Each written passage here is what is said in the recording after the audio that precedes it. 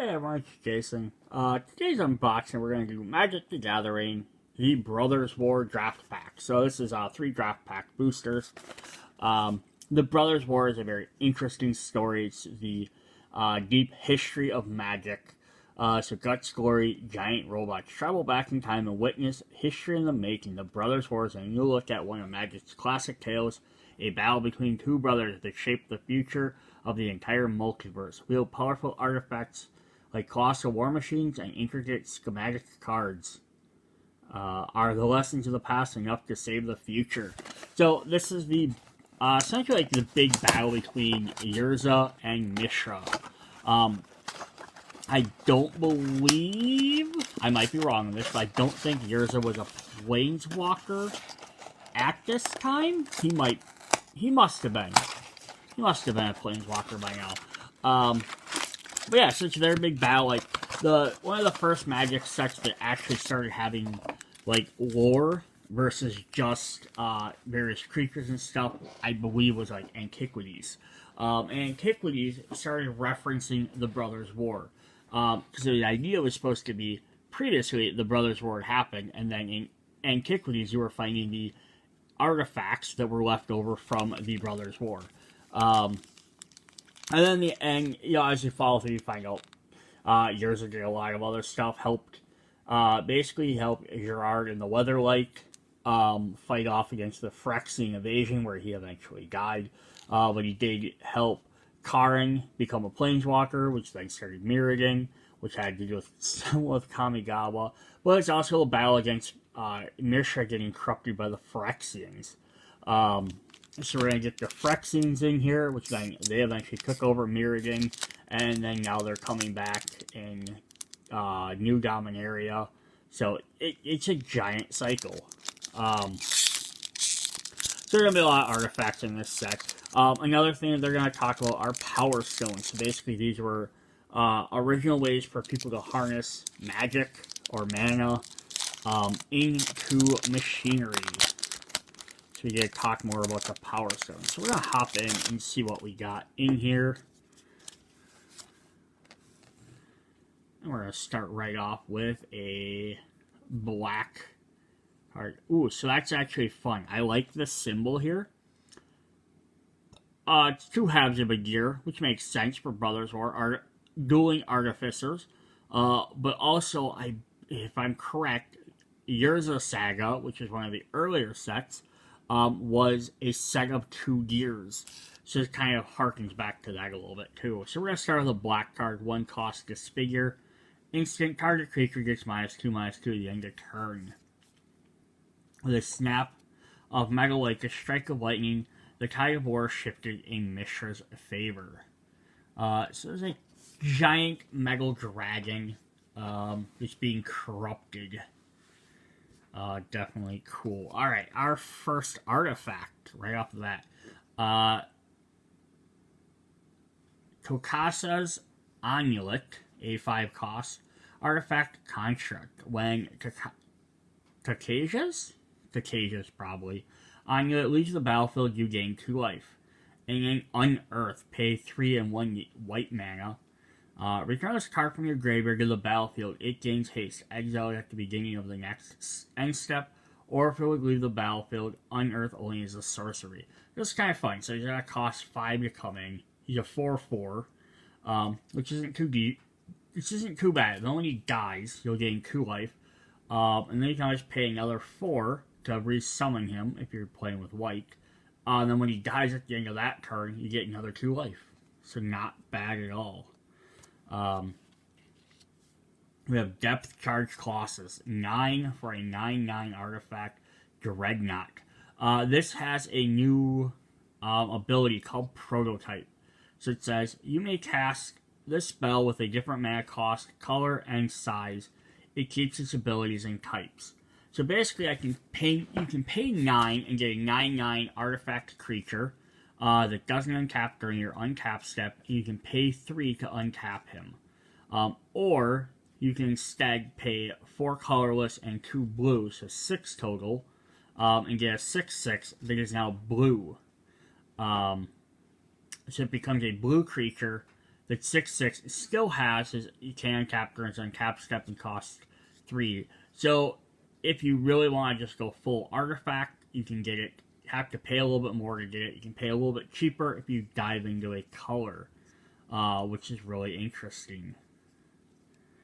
We have Mishra's Domination. Enchantment Aura. It's a 2-cost reg. As long as you control enchanted creature, it gets +2/+2. Otherwise, it can't block. Power radiated from the weak stone, binding the dragon engine to Mishra's command. So this kind of goes back with the other card where the black card's also that, because that one gave him -2/-2, which is basically him corrupting it.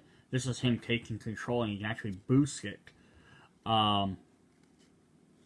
But yeah, it's fun. But it's also neat. You can go it the other way, or he can attach it to another creature, and they can't block. So it's kind of a fun, different card to play, especially red. It's kind of interesting. Then we have a green. Argothian Sprite, a 2-cost green fairy for 2/2. Argothian Sprite can't be blocked by artifact creatures. Pay 7. Put 2 1/1 +1/+1 counters on Argothian Sprite. Make the exhaust smaller next time. Here's a notes to his engineers. Ha, that's funny because it's getting through.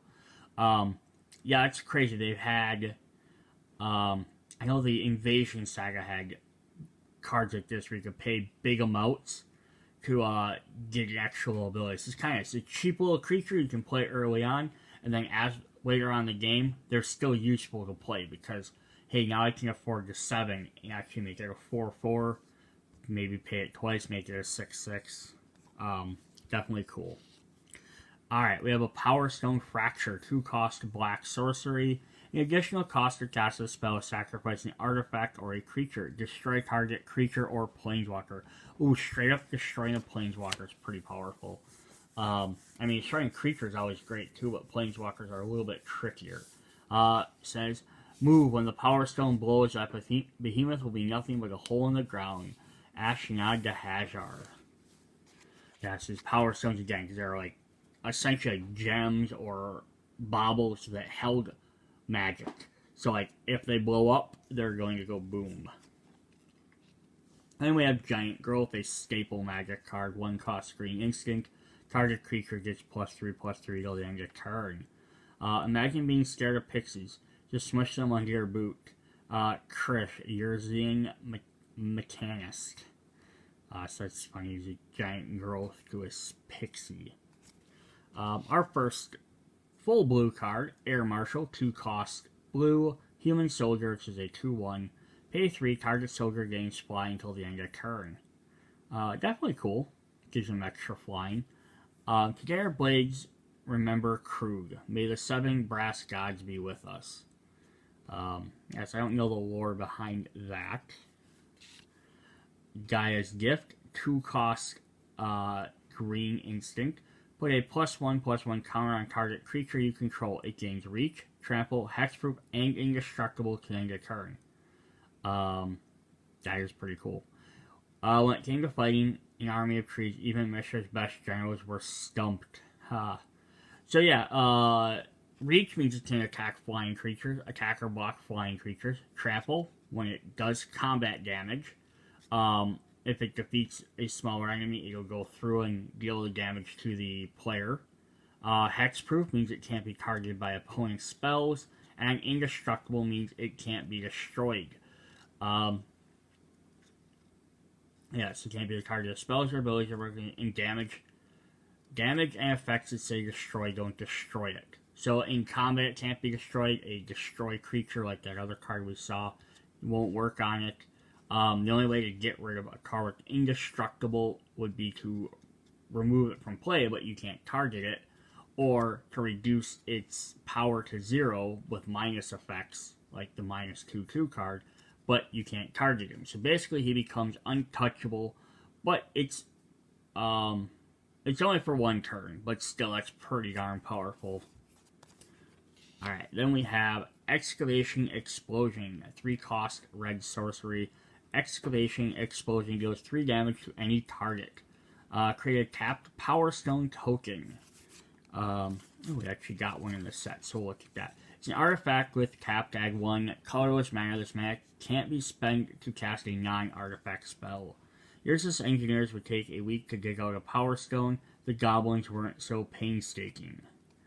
It's funny, because they're basically like, we'll go after this Power Stone, and if it, whoops, blew it up by accident. So yeah, we have a token card in this set called the Power Stone. So we're going to create a lot of these. So you tap them to add 1 colorless. But the mana can't be spent to cast any non-artifact spells. So they're only good for powering artifacts. But still, having extra thing to power a bunch of artifacts is not a bad thing to have. Our first uncommon is a legendary creature. Loring, History, Disciple of History, a 4-cost white 3/3. Human Artificer. Whenever Loring or another legendary creature enters the battlefield under your control, return target artifact card from your graveyard to your hand. Urza and Mishra may have been Caucasia's most famous students, but Loring was a true heir to her legacy. Oh, that's definitely cool, though. She gets bring an artifact back to your hand. So if you have any that sacrifice themselves, they'll work really well. Like that first one we just saw where it dies, goes to the graveyard. You can always bring it back that way. Alright, our second uncommon are Balist Engineers, a multicolored 3-cost red-green human artificer for 2/2.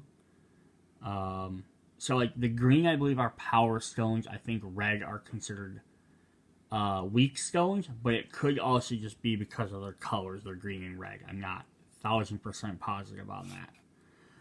There might be gems of other color of mana. When the engineers enter the battlefield, choose one, deals 1 damage to any target.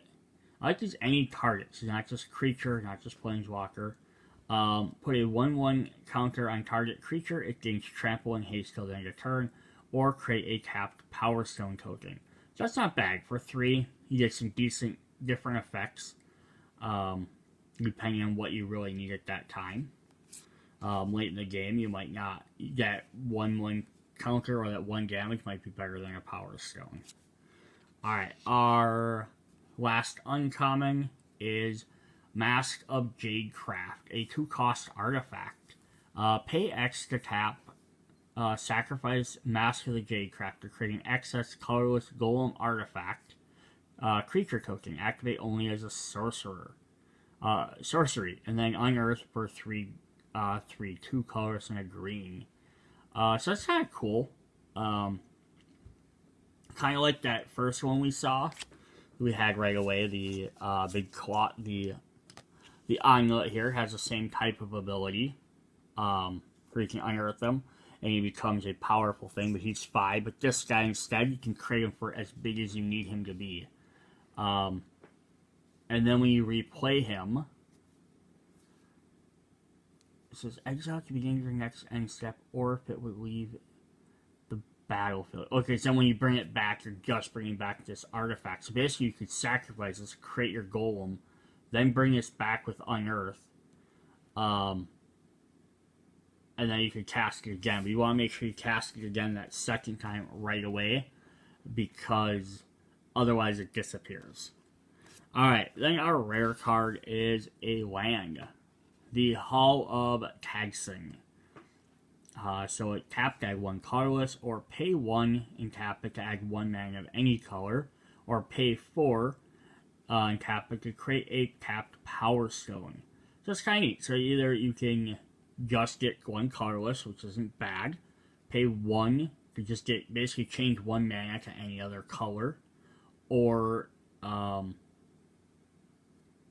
create a Power Stone so you can actually up your thing later. So the Thran's machines were not dead after all, merely dormant and waiting. Alright. Then the last card we have in this set is they have throwback artifact cards. So this is the old school artifacts before they became gray. They used to be brown. That's what the old mana symbol looked like. old text, all that fun stuff. The set symbol, I think, is for this being a throwback versus the original. I don't know what set this came from. This is defense grid. Costs 2 to play. It says each spell costs 3 more to cast, except during each controller's turn. Oh, so that's actually pretty powerful. If you play this, everything costs a lot more, unless you play it during your opponent's turn. It lights up the sky, beckons an enemy only to repel them. And then the final thing, we have the backside of our token card. Awesome, so that's a cool first pack. Got some neat stuff, so we'll leave this up here while we open up a second one.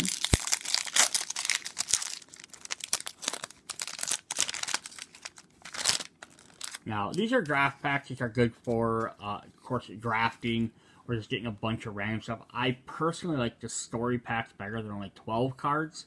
I like the art cards are kind of neat, but I also like that you get more of a theme out of each pack. So you buy them, I might get like 3 or 4 red, like 2 blue. Like, I get some sort of thematic thing to each pack versus just random. I know this is how they always used to be. But I like the idea of being able to open up a package. It's kind of like the little jump packs are kind of neat like that too for that reason. Alright, pack number 2 is the Third Path Savant, a 3-cost blue, 2/3 human wizard. So then him, you can pay that 7 to draw 2 cards. As Mishra's army bore down on Teresa. So now here's a difference. This is Tessera. So this is Tessera City. Okay, maybe it's part of Teresia. Corlo felt his focus, his patience, and his willpower twined together. With a deep breath, he plucked answers from the air.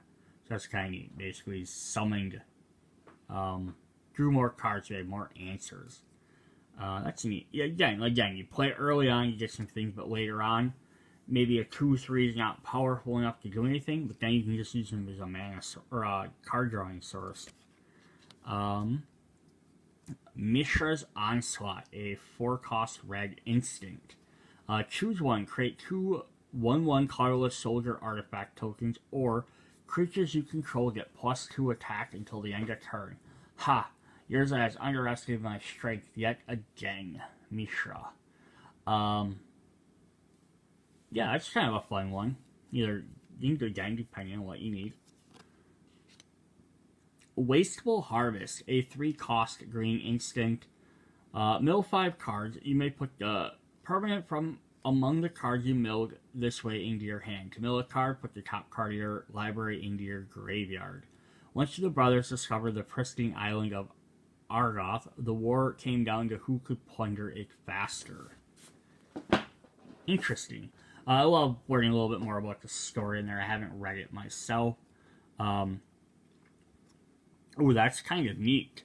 I didn't notice that before, but on the bottom of the card down here by common, it says Story Spotlight. So like this might have something specifically to do with part of the story. Then over there it says mtgstory.com. So that's kind of interesting. I wonder if any of the other cards had said that so far. I don't usually look down that far on any of the cards. We did get one more on Mishra's Domination. And that's it so far. So just that. Might only be on maybe instant or sorcery cards because they don't have the extra box of power and toughness in the corner. But yeah, this is kind of fun. Mill 5 cards, you lose 5 cards, but you get one of the cards. So it's a very bad tutor, but it could work well in a green-black deck. Plus his cards with Unearthed that we've seen, you could technically mill them with that card, get them in your discard pile, then play them for their other costs. They only work for once, but it's a good way to get them. You know, if you discard them, hey, at least you can use them. Terran Locust, a 3-cost black 2/1 insect horror. Flying. When Terran Locust enters the battlefield, exile target card from the opponent's graveyard.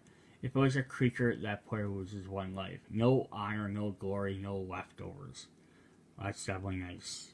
We have Disenchant, which is seen a bazillion times. 2-cost white instinct. Destroy target artifact or enchantment. 1 down, several thousand more to go. So definitely just be great in this set where all the artifacts are going to be. Might Stone's animation. Power Stone, Might Stone, and Weak Stone. I think Power Stones are like the general terms, and then Might Stone and Weak Stone, I think, are what Urza and Mishra kind of each control. So we have 4-cost blue enchantment. Enchanting artifact. When Might Stone's animation enters the battlefield, draw a card.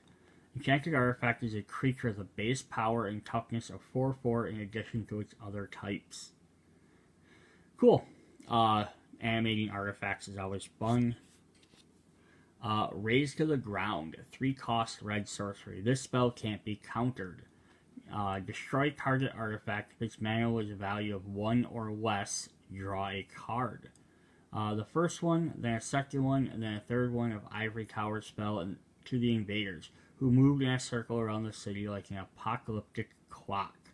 Another story spotlight. Taking out some artifacts. Ravenous Gigamole, 4-cost, 2/3 mole horror. When Ravenous Gigamole enters the battlefield, mill 3 cards. You may put a creature card from among the cards milled this way into your hand. If you don't, put a 1/1 counter on Ravenous Gigamole.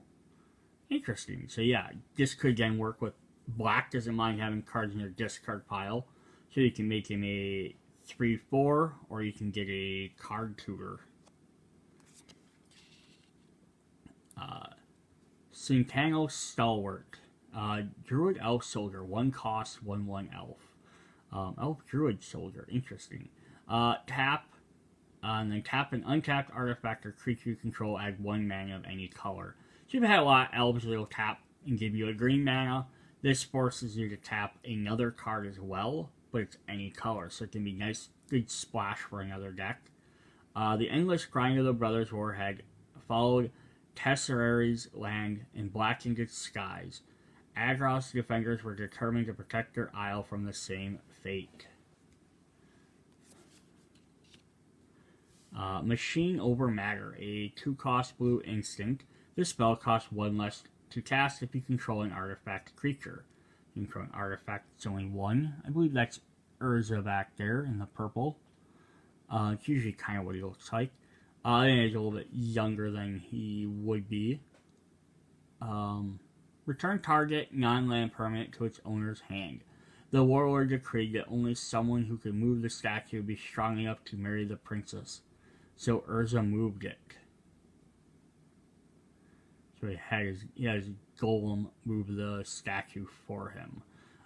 That's kind of fun though. Return target non-land permanent to its owner's hand. So if you already have a bunch of artifact creatures, it only costs 1, otherwise it costs 2.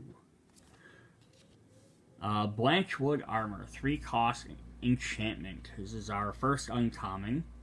Enchanted creature you control gets +1/+1 for each forest you control. Ooh, I love these cards. These are really good in green decks. Some armor is forged, some is forested. So you become very, very powerful. Even if you're just playing mono green, by the time you cast this, he's at least going to get 3/3. And then it just gets better from there. Alright, our next uncommon, Meticulous Excavation. 1-cost, white enchantment. Pay 3 to return target permanent you control to its owner's hand. If it has Unearth, instead exile it, and then return that card to its owner's hand. Activate only during your turn.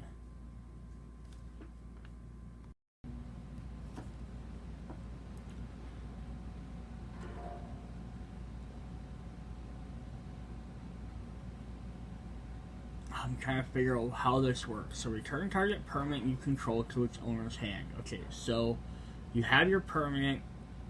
If you own it, your turn. If it has Unearth, instead exile it. Then return that card to its owner's hand. Activate only during the remember skills. If it's glowing, humming, or whirling, don't touch it. So what is the point of exiling it and then returning it?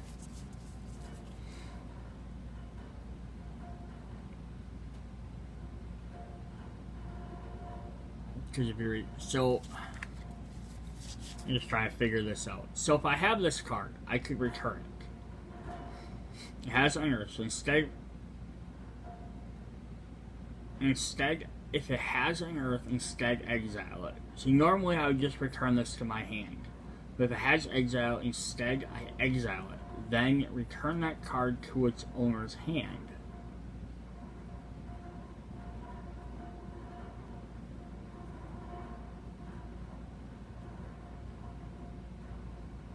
I don't get it. I guess, okay, maybe this is why, because it says, return this card from your graveyard, the exile it at the beginning of the next end step, or if it would leave the battlefield. So, if that's what it is, so if I just normally play this, and it's still like the first time I played it, that's fine. I return it, basically it's going to exile it, come back to my hand, whatever.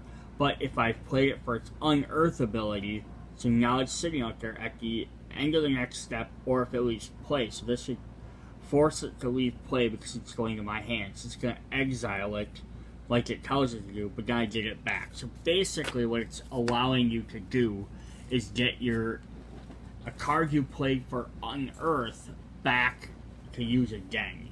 Gotcha. It's a really wonky way to word that. Alright, then our third and final uncommon is Falgi Excavation. 5 cost green sorcery. Create 3 tap Power Stone tokens. You gain 3 life. A few relics excited the Falgi archaeologists more than Thran Power Stones, which they called Eyes of the Old Ones. This is interesting. So, the Thran saga took place before the Urza sagas. That's when they created the Power Stones. So that's very interesting because I read some of the Thran novels, but I haven't read enough of it. But I think that's also when they had some plagues and they're trying to make Power Stones to like heal this plague. Interesting. Then our rare card is Takeja's Welcome. 3 cost white enchantment. Whenever one or more creature with a mana value of 3 or less enters a battlefield under your control, draw a card. This ability triggers only once each turn. So generally cheaper cards, usually humans. Your father is a dear friend to whom I owe much. He wanted me to look after you, to care for you should something happen to him. That's a story, so I wonder if that's Mishra there. Might be somebody else. Alright, then our throwback card is the Chromatic Star. It's an uncommon, but it's a 1 cost artifact. It says pay 1 and tap it, sacrifice Chromatic Star, add 1 mana of any color. When Chromatic Star is put into the graveyard from the battlefield, draw 1 card. So it's not super great, because it's going to cost you 2 mana and a card. But it gets you a free card draw when you need it and 1 mana. So if you really need extra mana sitting around, it could help you. And then our other card is just some generic stuff. Alright, so let's open up pack number 3 of 3. See if we get something really cool.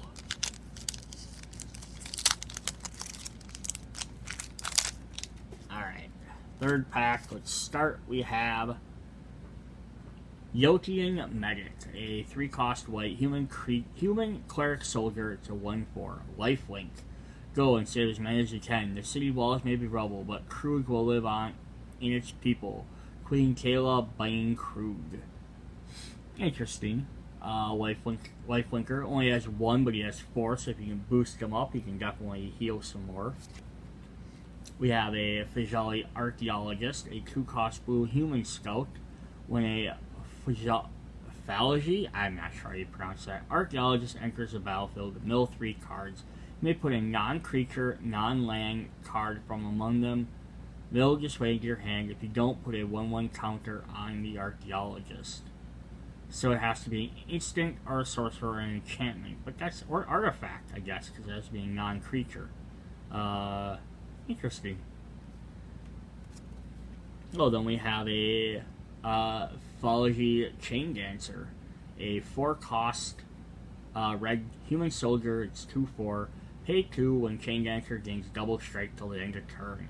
She was eager to show the invading Yotians how she earned the nickname the Sandstorm of Tillamook. It's definitely some cool artwork there too. Although it says she, that, I don't know, it's hard to tell if that's supposed to be a female.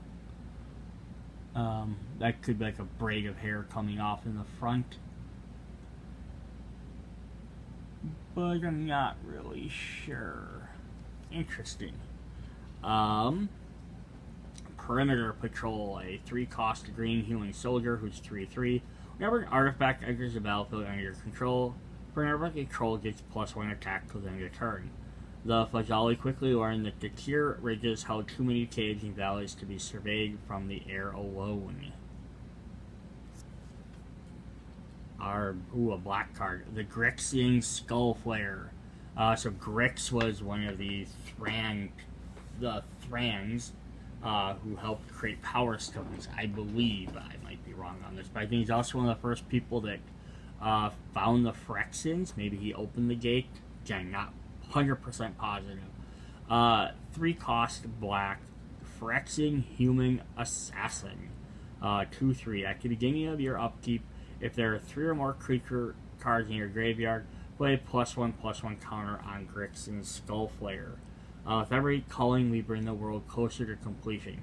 So the milling cards to make this guy powerful really quick. Very cool. Alright, we have another artifact. We have Tower Worker. 3-cost, artifact creature assembly worker who's a 1/3 who has reach. Tap tag 1 colorless mana. If you control creatures named Mine Worker and Power Plant Worker, add 3 mana instead. Even Urza's most mundane creations shared his obsession with perfection. So this is a throwback mention to the Urza's Mines, Power Plant, and I'm not sure the other ones were. It wasn't a tower, I don't think. But they had an old artifact thing that basically they all worked together. Like, if you paid for one, it paid for the second one, it paid for the third one, which could essentially funnel back into paying for the first one, or whichever order you did them in. So if you had all 3, they created a really good chain of doing stuff. And this is essentially the same way. So if you have all 3 of these, basically you can tap him to add 3 to pay for the cost of one of the other 2 workers. I just doing a quick check. I did not get another one of the assembly workers. That's a fun little combo there. Alright, we have Wing Commando, a 3-cost blue human soldier. I think we're not going to see a lot of birds in this set. 2/2, flying and powerless. Whenever you cast a non-creature spell, this creature gains +1/+1 till the end of turn. The welds are weaker at the top. They're good. It's flying, it's powerful. Trench Stalker, 5-cost black beast horror, 4/5 attack and defense. As long as you have drawn 2 or more cards this turn, Trench Stalker has Death Touch and Lifelink. It can hear panicked heartbeat from 1,000 paces away. Interesting. If you've drawn 2 or more cards, if you draw an extra card, we're combine this with Howling Mine. It makes you draw an extra card every turn. But yeah, Death Touch and Lifelink. So he kills anything he attacks, and he also gains 4 life. Combat Courier, 1-cost construct artifact creature. It's a 1/1. Pay 2 to sacrifice Combat Courier, draw a card, or unearth. Pay 1 blue.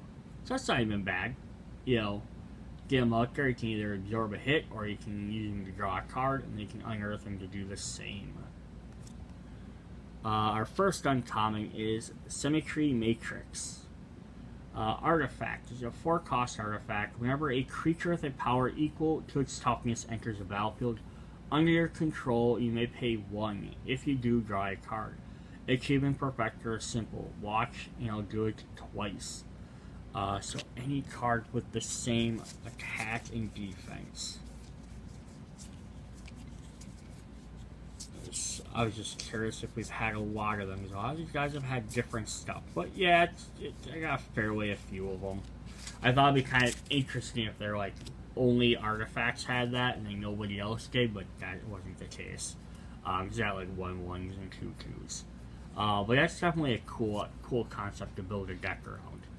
Our second one is Alloy Animalist, a 1-cost green human druid who costs 1/1, or gives you 1/1. Pay 3 until the end of your turn. Target non-artifact creature you control becomes a 4/4 artifact creature. The metal belonged to Argoth before it was ripped from the ground, and now it belongs to Argoth again. Cool. Turn your artifacts into artifact creatures. Definitely not bad there. Our third uncommon is Splitting the Power Stone, a 3-cost blue sorcery. As an additional cost to cast a spell, sacrifice an artifact. Create 2-tap Power Stone tokens. If the sacrificed artifact was legendary, draw a card. Interesting. Give you a reason to sacrifice a legendary card, which you wouldn't probably do very often. As the glowing stone broke apart, so too did the last shred of the brothers' bond. You kind of see their face, and one in the green and one in the red. Alright, our rare card for this set is Kayla's Reconstruction, X and 3 white, sorcery. Look at the top 7 cards of your library and put up to X artifact and or creature cards with a mana cost of 3 or less from among them into the battlefield. Put the rest in the bottom of your library in a random order. Anyone can destroy a continent if you have the vision to rebuild one. That is crazy. Bare minimum, you pay 1. You still get to look at X 7 cards of the top of your library and pull 1 card out. So the more you can afford to pay, awesome. So if you get 7, 8, 9, 10. You somehow pull 10 mana, and you got super lucky, you could potentially pull almost 7 creatures out. But that, again, have to be a creature or an artifact, and it has to have a value of 3 or less. So the chances you're going to have 7 cards that'll do that, but it's still cool that at least you get that as an opportunity. Alright, our throwback card then is Pristine Talisman. It's an uncommon, 3 cost, tap tag 1 colorless mana, you gain 1 life. Definitely not bad. A little bit better than the other ones. The other one did get you a card draw, but you had to sacrifice it. This just gets you an extra life every turn, no matter what. Tools and artisans can be destroyed, but the act of creation is inviolate. You may use the last card. You paid for this. You gain 1 life, but you also 1 towards your X. Then we got a forest, which is cool, a big giant steam colossus in there. And then we got a merge card. I believe it's called merge. This is just so if you have a card that represents a card without a magic back. So there are 3 sets of merge cards in the set, which are basically one side is a creature or an artifact, and then the other side, or a spell or something, enchantment. Then the other side is half of a card. So when you get the 2 cards together and meet the conditions, you flip them over to create 1 giant card. And this is so that you can put this card in there. So like 1 is Urza, 1 is Mishra. I forgot who the other one is. It's a green elf, I believe. But you could put their name up on top there. And then basically you draw this card. Now you can pull this card out so you can't see the back side. Alright, so that is what we have for Brothers War. If you guys enjoyed this, let me know, and I'll try and pick up some more stuff. I was looking at picking up one of the big fat packs, which has some more, I have a lot more packs in there. Or I can pick up some of the jump packs. But yeah, let me know, just like, comment, whatever, so I know if you guys are enjoying these videos. See you guys later. Bye.